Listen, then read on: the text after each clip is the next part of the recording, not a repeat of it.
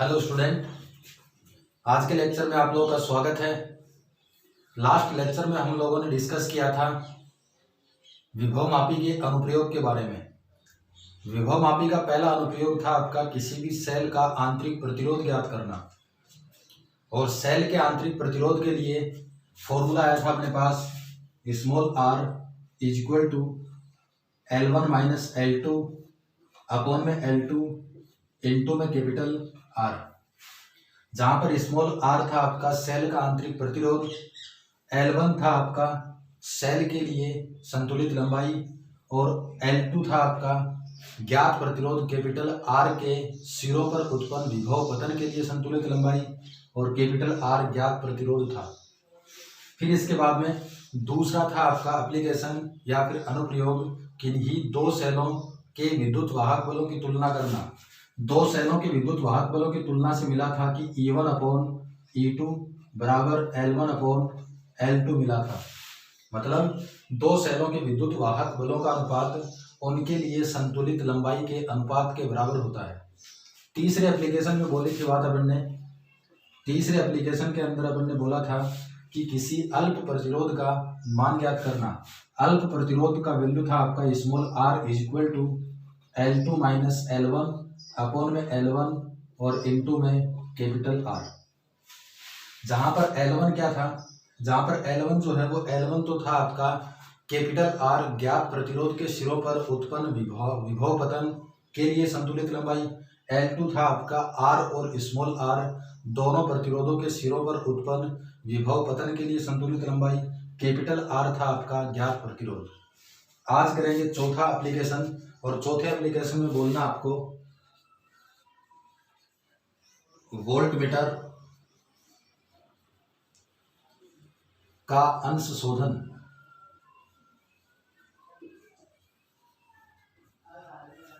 चौथे एप्लीकेशन में बात करेंगे अपन वोल्टमीटर के अंश शोधन की। वोल्टमीटर के अंश शोधन की अगर बात करें तो अपन को पता है कि वोल्टमीटर की सहायता से अपन किसी भी विभवांतर का वैल्यू कैलकुलेट कर सकते हैं, और हमें यह भी पता है कि विभव मापी की सहायता से भी विभवांतर का वैल्यू कैलकुलेट कर सकते हैं। अब वोल्टमीटर क्या करता है, जो वैल्यू कैलकुलेट करेगा उसमें कुछ ना कुछ त्रुटि आएगी। विभव मापी जो वैल्यू कैलकुलेट करता है उसमें त्रुटि नहीं होती है, तो विभव मापी की सहायता से वोल्टमीटर में उत्पन्न त्रुटि की जांच करना वोल्टमीटर का अंश शोधन कहलाता है। यहाँ पे बोल रहे हैं अपन वोल्टमीटर के पाठ्यांक में त्रुटि की जांच विभव मापी की सहायता से करना वोल्टमीटर का पाठ्यांक, वोल्टमीटर का अंश शोधन कहलाता है।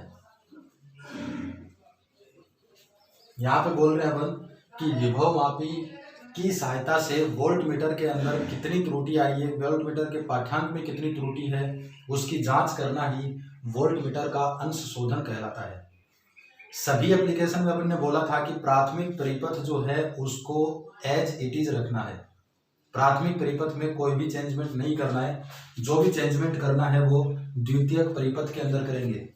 तो अंश शोधन के लिए भी अपन एक सर्किट ड्रॉ करेंगे, और इसके लिए सर्किट आपका ये यहाँ पे बोल के चल रहे हैं कि ये तो है आपका विभव मापी का तार AB, विभव मापी का तार AB प्राथमिक परिपथ के अंदर एक सेल जोड़ते हैं, तो ये है आपका सेल EP, इसका विद्युत वाहक बल, एक आपका रियोस्टेट धारा नियंत्रक, और एक है आपका की K1। इसको बोलेंगे अपन प्राथमिक परिपथ के अंदर विभव मापी के तार AB के श्रेणी क्रम में एक सेल, एक धारा नियंत्रक और एक की K1 जोड़ दिया। अंश शोधन, वोल्टमीटर का अंश शोधन अगर करना है तो द्वितीयक परिपथ के अंदर क्या करेंगे अपन, द्वितीयक परिपथ में एक लेके चलना आप लोगों को, मानक सेल मानक सेल जिसका विद्युत वाहक बल कितना बोल रहे हैं अपन, ई एस। मानक सेल बोल दिया जिसका विद्युत वाहक बल ई एस है। इस मानक सेल के पॉजिटिव टर्मिनल को पॉइंट ए से कनेक्ट करेंगे और नेगेटिव टर्मिनल को कनेक्ट करना है टू वे की के टर्मिनल नंबर 1 से। द्विमार्गी कुंजी के टर्मिनल 1 से कनेक्ट करेंगे नेगेटिव टर्मिनल को। फिर इसके बाद में बोल के चल रहे हैं कि यहाँ पर एक लेंगे अपन रेजिस्टेंस बॉक्स। यहाँ पर बोल के चल रहे हैं कि ये है आपका रेजिस्टेंस बॉक्स।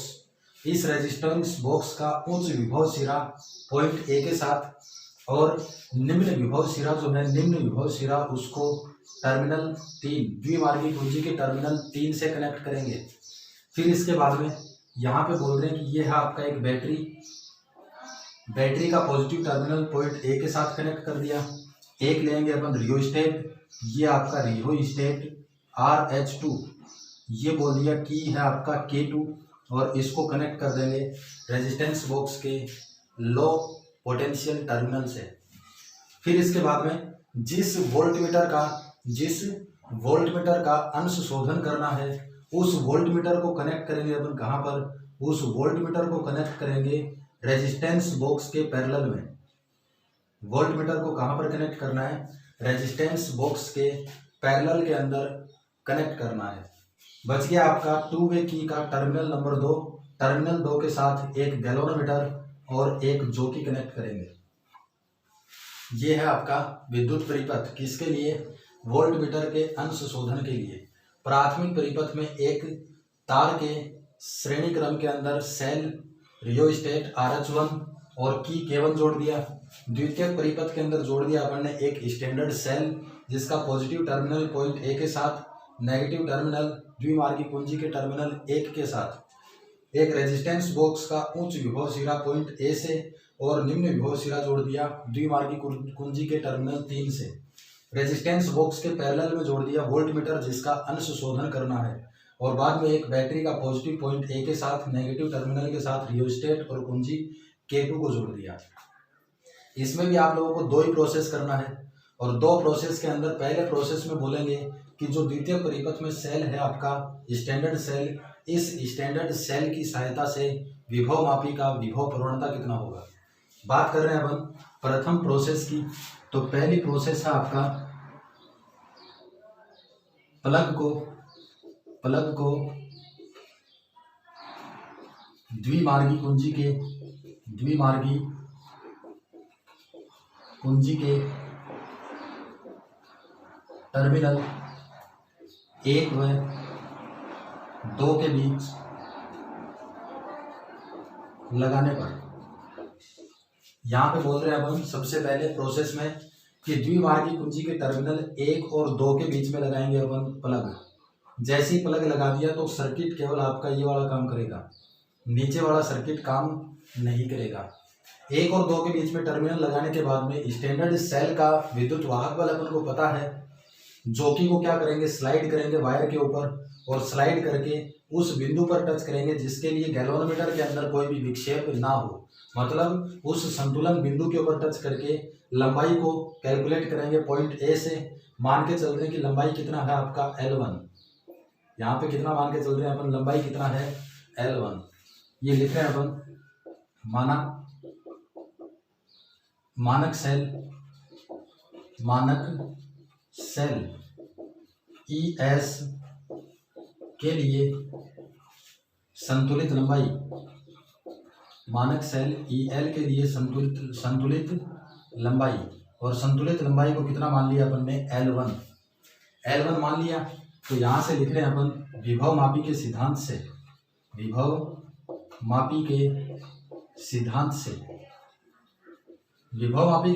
से अपन ने बोला था कि विभव प्रवणता x का वैल्यू कितना होता है आपका E/L या फिर V/L या फिर E/L। इस L को अगर इधर करें तो E इक्वल टू कितना आएगा, XL। विद्युत वाहक बल अपन बोल रहे हैं कितना है, स्टैंडर्ड EMF ES, तो यहाँ पे E की जगह पुट कर देंगे ES इक्वल टू x का x और L की जगह संतुलित लंबाई L1 है तो ये L1, इस L1 को इधर करेंगे तो x का वैल्यू आएगा आपका ES/L1, इसको बोल दिया समीकरण नंबर 1। इस प्रोसेस से अपन को मिला है कि इस विभव मापी की विभव प्रवणता कितनी है। विभव मापी की विभव प्रवणता जो है वो है आपका small x equal to E S upon में L1। दूसरे प्रोसेस में क्या करना है, दूसरे प्रोसेस के अंदर करेंगे अपन द्विमार्गी कुंजी के टर्मिनल 1 और 2 से प्लग को हटाएंगे और प्लग को हटा के 2 और 3 के बीच में पुट करेंगे। 2 और 3 के बीच में, 2 और 3 के बीच में पुट अगर करेंगे तो यहां से लिख रहा हूं मैं, इस साइड से लिख रहा हूं, प्लग को द्विमार्गी कुंजी के टर्मिनल 1 व 2 से हटाकर 2 व 3 के बीच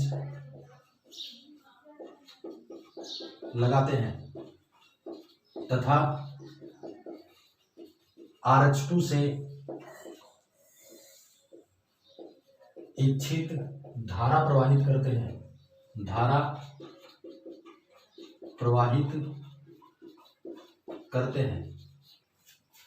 यहां से बोल रहे हैं अपन कि टर्मिनल 1 और 2 से प्लग को हटा दिया और 2 और 3 के बीच में प्लग को लगाएंगे और RH2 की सहायता से मान के चल रहे हैं कि कैपिटल I धारा जो है वो प्रवाहित कर रहे हैं। RH2 की सहायता से कैपिटल I धारा प्रवाहित कर रहे हैं। जैसी कैपिटल I धारा यहाँ पर इस रेजिस्टेंस बॉक्स से ज्ञात प्रतिरोध लेंगे, मान के चल रहे हैं कि वो ज्ञात प्रतिरोध कितना है आपका कैपिटल R, तो धारा का वैल्यू है कैपिटल I, प्रतिरोध है आपका R, तो ये वोल्ट मीटर इसको रीड करेगा। वोल्ट मीटर किसको रीड करेगा, इस ज्ञात प्रतिरोध के सिरों पर विभवांतर को वोल्ट मीटर रीड करेगा। मान के चल रहे हैं कि ये वोल्ट मीटर जो है वो आपका रीड कर रहा है पाठ्यांक कितना V, मान के चल रहे हैं यहाँ पर अपन माना वोल्ट मीटर द्वारा मापित पाठ्यांक,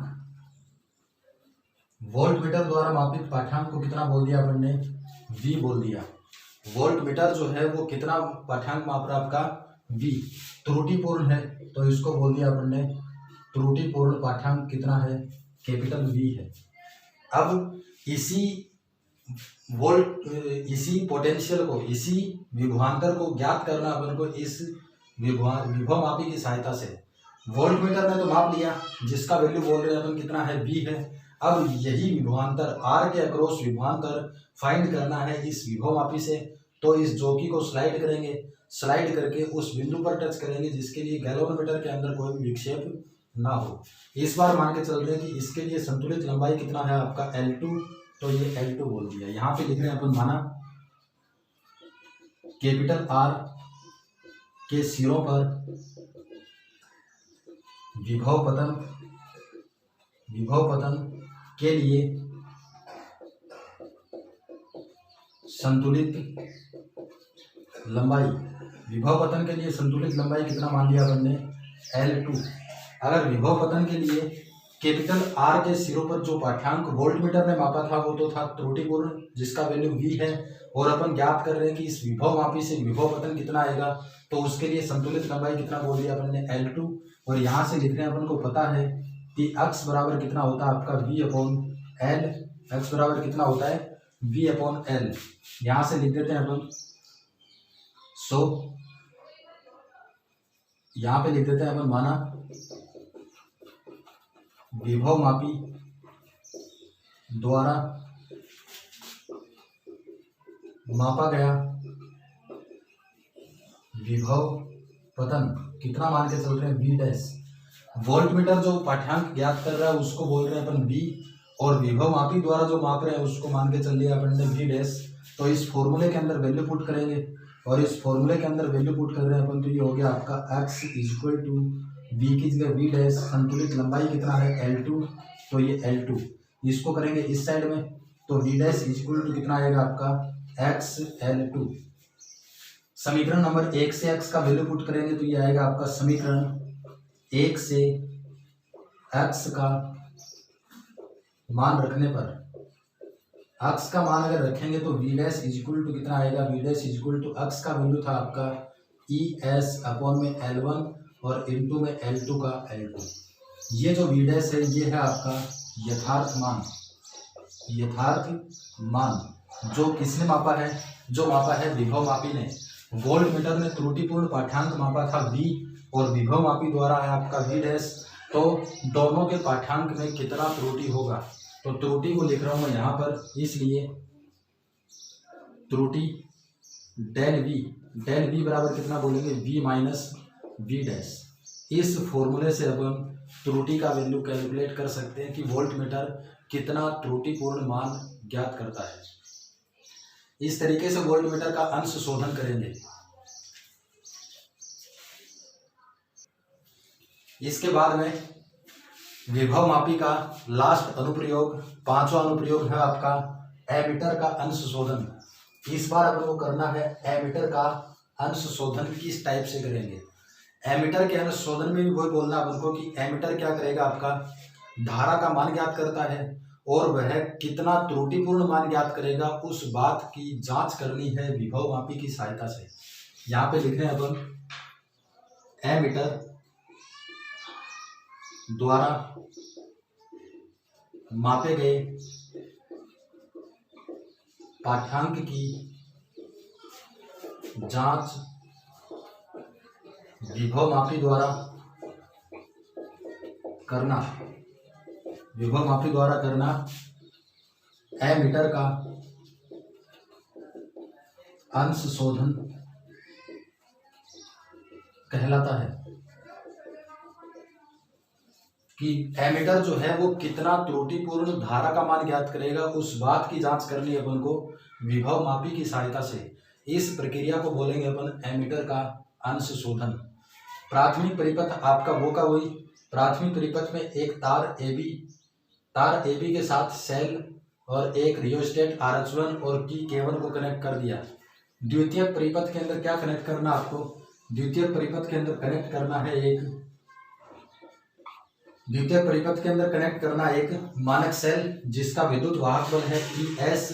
मानक सेल के पॉजिटिव टर्मिनल को कनेक्ट कर दिया पॉइंट A से और नेगेटिव टर्मिनल को कनेक्ट करेंगे द्विमार्गी कुंजी के टर्मिनल नंबर 1 से।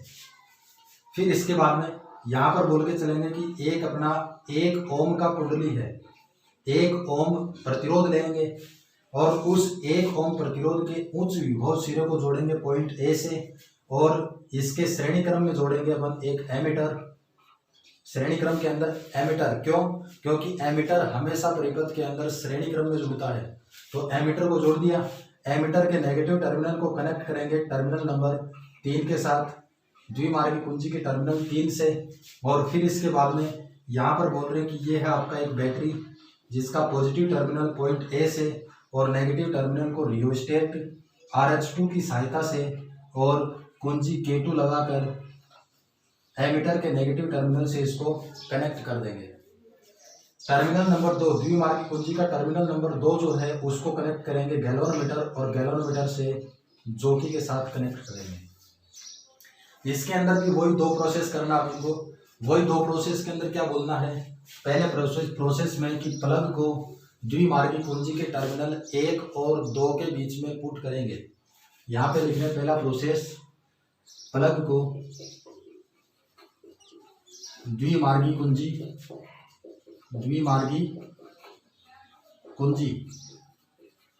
के टर्मिनल 1 व 2 के बीच लगाने पर, 1 और 2 के बीच में लगाएंगे। यहाँ पे एक टर्मिनल ये दूसरा टर्मिनल दोनों के बीच में लगाएंगे तो सर्किट काम करेगा केवल ऊपर वाला, नीचे वाला सर्किट काम नहीं करेगा। अब इस स्टैंडर्ड सेल के लिए अगर सर्किट काम कर रहा है तो स्टैंडर्ड सेल मानक सेल के लिए संतुलित लंबाई ज्ञात करेंगे, जोकी को स्लाइड करेंगे और उस बिंदु पर टच करना है जिसके लिए गैल्वेनोमीटर के अंदर कोई भी विक्षेप उत्पन्न ना हो। गैल्वेनोमीटर के अंदर विक्षेप उत्पन्न नहीं होगा तो मान के चल रहे हैं कि ये लंबाई कितना है आपका L1। तो यहाँ से मान रहे अपन माना स्टैंडर्ड सेल ES के लिए संतुलित लंबाई स्टैंडर्ड सेल के लिए संतुलित लंबाई मान के चल रहे हैं L1। यहाँ पे बोल रहे हैं विभव मापी के सिद्धांत से कि we know that x is equal to कितना होता है आपका E/L। इसको अगर इस साइड में करें तो कितना आएगा, चलो इसको रहने दो। यहाँ से अक्स इज इक्वल टू ई की जगह पुट कर देंगे अपन ई एस और एल की जगह पुट कर देंगे L1। ये हो गया समीकरण नंबर 1।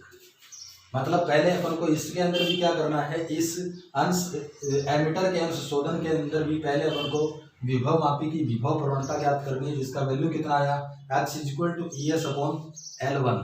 दूसरी प्रोसेस में क्या करना है अपन को, दूसरी प्रोसेस में प्लग को 1 और 2 के बीच से हटाएंगे और 2 और 3 के बीच में लगाएंगे। 2 और 3 के बीच में लगाएंगे। RH2 की हेल्प से अपन किसी भी धारा को इसके अंदर प्रवाहित करेंगे। तो यहां से बोल के चल रहे हैं अपन दूसरी प्रोसेस में, दूसरी प्रोसेस के लिए बोल के चल रहे हैं, दूसरी प्रोसेस के लिए है आपका कि प्लग को द्विमार्गी कुंजी के टर्मिनल 1 व 2 से हटाकर 2 व 3 के बीच लगाते हैं। दूसरी प्रोसेस में टर्मिनल 1 और 2 से प्लग को हटाएंगे और 2 और 3 के बीच में लगाएंगे। 2 और 3 के बीच में जैसे लगाएंगे तो नीचे वाला सर्किट आपका काम करेगा, नीचे वाला सर्किट काम करेगा, नीचे वाला सर्किट काम करेगा। यहाँ से मान के चल रहे हैं कि कितनी भी धारा अपन ने प्रवाहित की, उस विद्युत धारा को पहले कैलकुलेट कौन करेगा, उस विद्युत धारा को कैलकुलेट करेगा आपका एमीटर, और एमीटर जो कैलकुलेट करेगा वो आपका त्रुटिपूर्ण मान होगा। यहाँ पे लिख रहा हूँ मैं, माना धारा प्रवाहित करने पर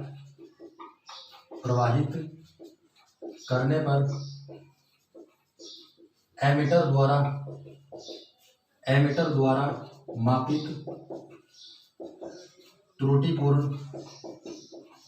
धारा, एमीटर जो है वो त्रुटिपूर्ण धारा कितना माप रहा है, वो माप रहा है आपका कैपिटल I। अब इस धारा का वैल्यू कैलकुलेट करना अपन को कि विभव मापी की सहायता से धारा का वैल्यू कितना आएगा।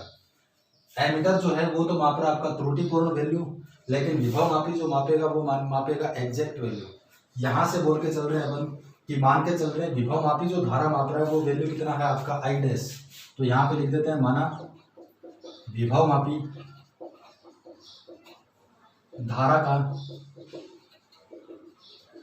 यथार्थ मान I' मापता है। कितना बोल दिया अपन ने, I'।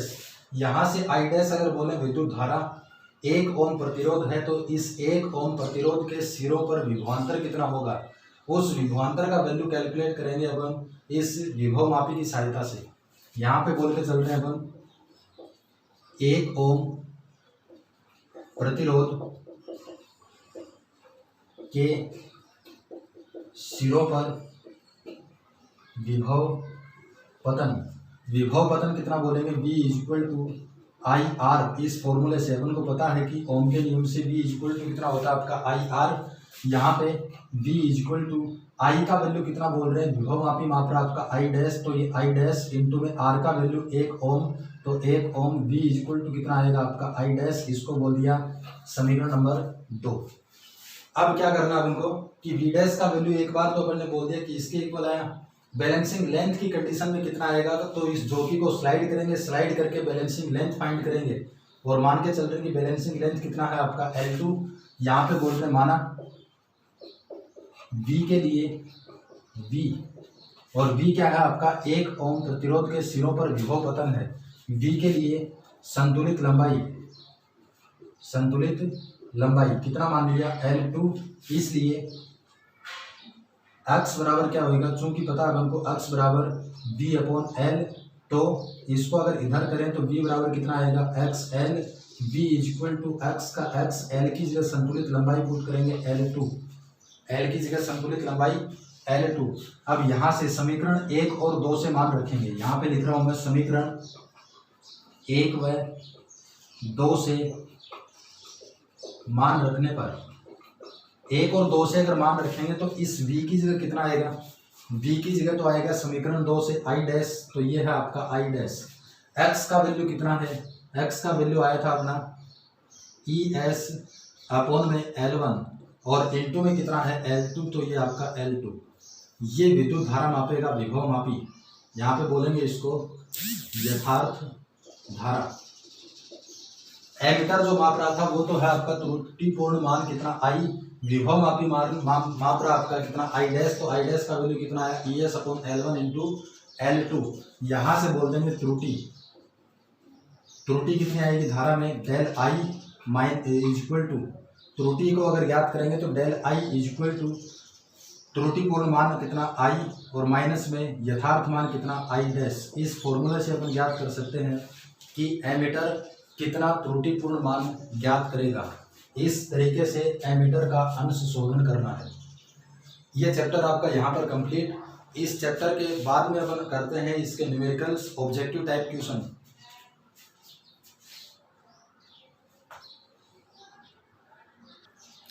चैप्टर के ऑब्जेक्टिव टाइप क्वेश्चन के अंदर पहला क्वेश्चन आपको गिवन है कि किरचॉफ का पहला और दूसरा नियम किस पर आधारित है।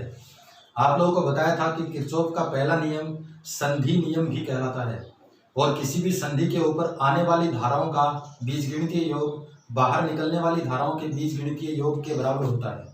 आप लोगों को बताया था कि केसीएल या फिर पहला नियम जो है वो आवेश संरक्षण के सिद्धांत पर कार्य करता है या फिर उस सिद्धांत को फॉलो करता है।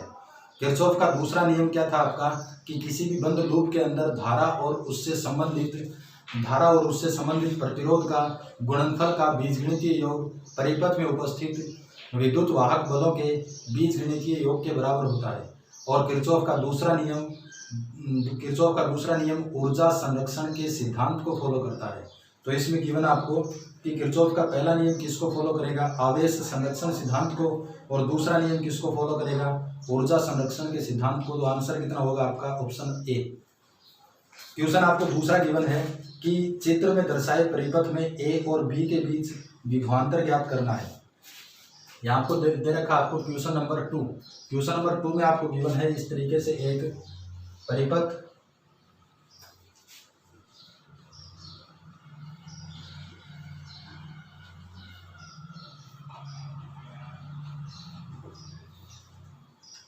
इधर से विद्युत धारा बोल रहा है आपका 2 एम्पियर और ये पॉइंट बोल रखा ए, ये पॉइंट है आपका बी। यहाँ पर प्रतिरोध दे रखा R2, ये दे रखा आपको R1, ये है आपका R1 और ये है आपका R2।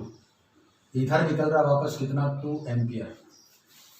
इस क्वेश्चन को सोल्व करना है और इस क्वेश्चन के अंदर आपको कैलकुलेट करना है विभवांतर ए और बी के बीच में VB माइनस VA का वैल्यू आपको कैलकुलेट करना है। एक बार अगर देखें तो इस परिपथ के अंदर 4 प्रतिरोध है और चारों प्रतिरोध किसके अकॉर्डिंग जुड़े हैं, ये जुड़े हैं आपके एक चतुर्भुज की चारों भुजाओं के अनुदिश।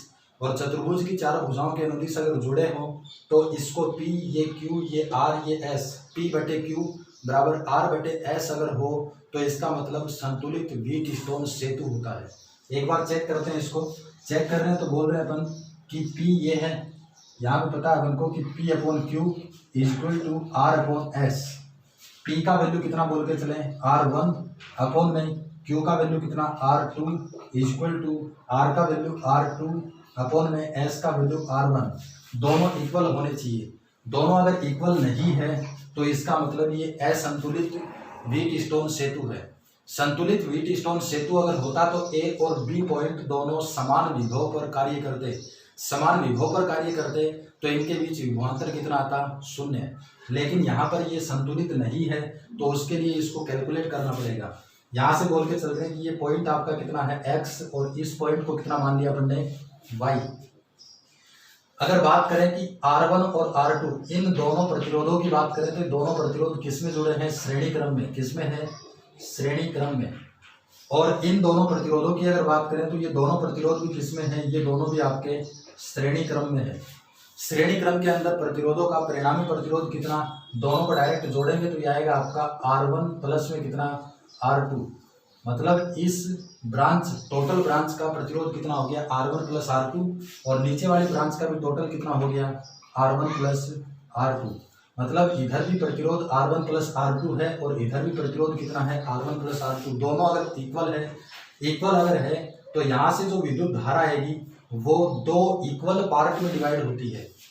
अगर किन्हीं 2 ब्रांचों के अंदर प्रतिरोध का मान समान हो तो उस कंडीशन में विद्युत धारा 2 बराबर पार्ट में डिवाइड होती है।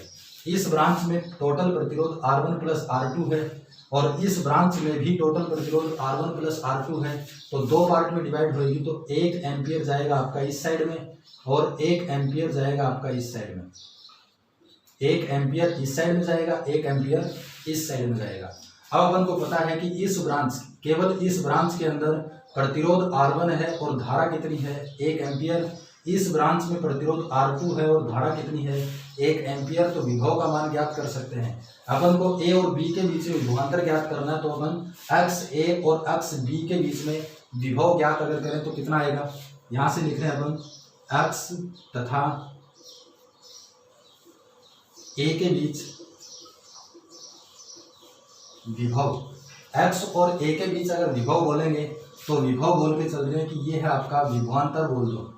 एक्स ए के बीच विभवांतर, विभवांतर अगर बोलेंगे तो कितना आएगा वी ए माइनस में वी एक्स, माइनस में कितना वी एक्स, और फॉर्मूला कितना होता है आपका v is equal to I are.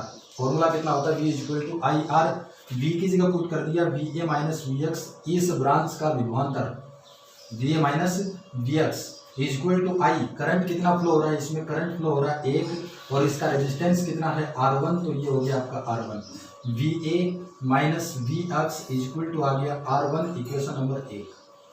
अब इसके बाद में इस ब्रांच का विभवांतर अगर बोले तो कितना आएगा, यहाँ पे लिख रहे हैं अपन x तथा b के बीच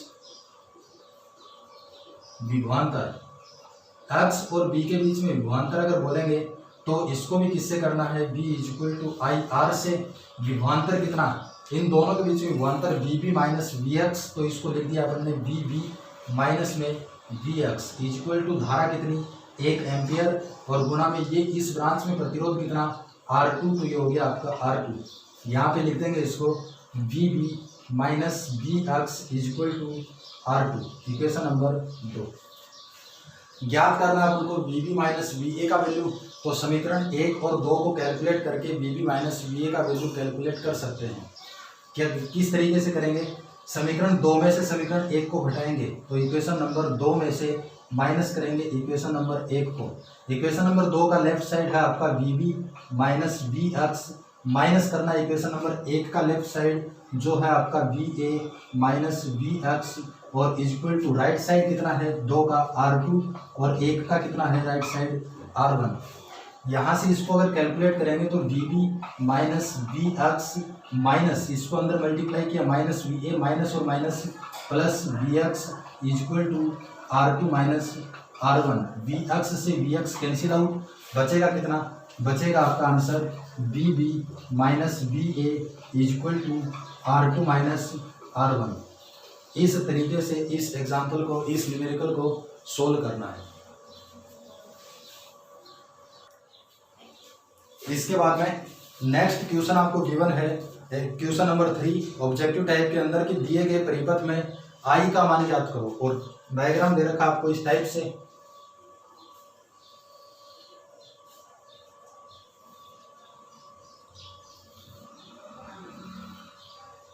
इस साइड में धारा बोल रहा है आपको 2 एम्पियर, इधर बोल रहा है आपको धारा 5 एम्पियर, इधर बोल रहा है आपको धारा कितना 4 एम्पियर, इस साइड में बोल रहा है आपको धारा कितना 4 एम्पियर, और इस साइड में बोल रहा है आपको कैपिटल आई जिसका वैल्यू आपको कैलकुलेट करना है। इस पॉइंट को ओ बोल रहा है। यहाँ पे क्या बोल रहा है आपको, इस चित्र के अंदर कैपिटल आई का वैल्यू कैलकुलेट करो।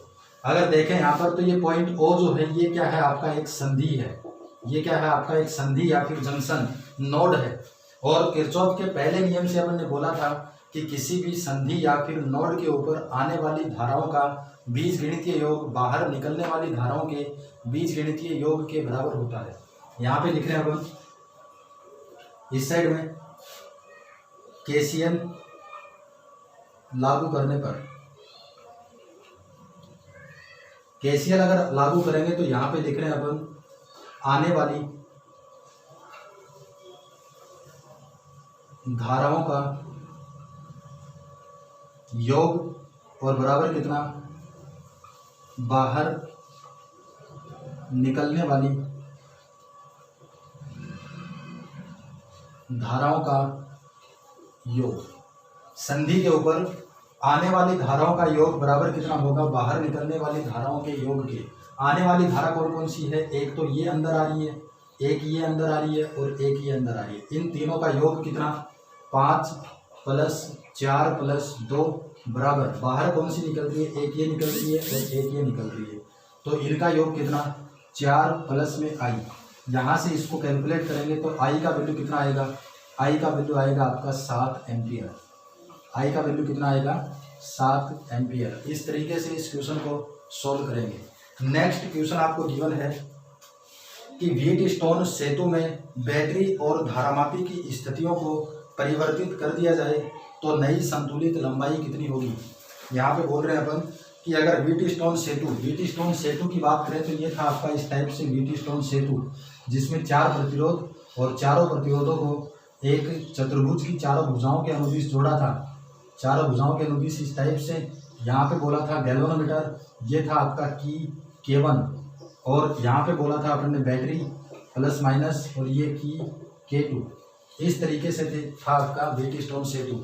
अब ये बोल रहा है कि अगर इस गैल्वेनोमीटर को लगा दें इस सेल की जगह और सेल को लगा दें गैल्वेनोमीटर की जगह तो संतुलित लंबाई कितनी होगी। तो इस कंडीशन के अंदर संतुलित लंबाई चेंज नहीं होगी, क्योंकि इन दोनों को ही परिवर्तित कर रहे हैं अपन, इन दोनों को एक दूसरे से एक्सचेंज करेंगे तो वो का वही रहेगा आपका व्हीटस्टोन सेतु, और व्हीटस्टोन सेतु की संतुलित लंबाई परिवर्तित नहीं होगी। तो आंसर रहेगा आपका ऑप्शन ए अपरिवर्तित रहेगी। इसके बाद में क्वेश्चन गिवन आपको क्वेश्चन नंबर 5।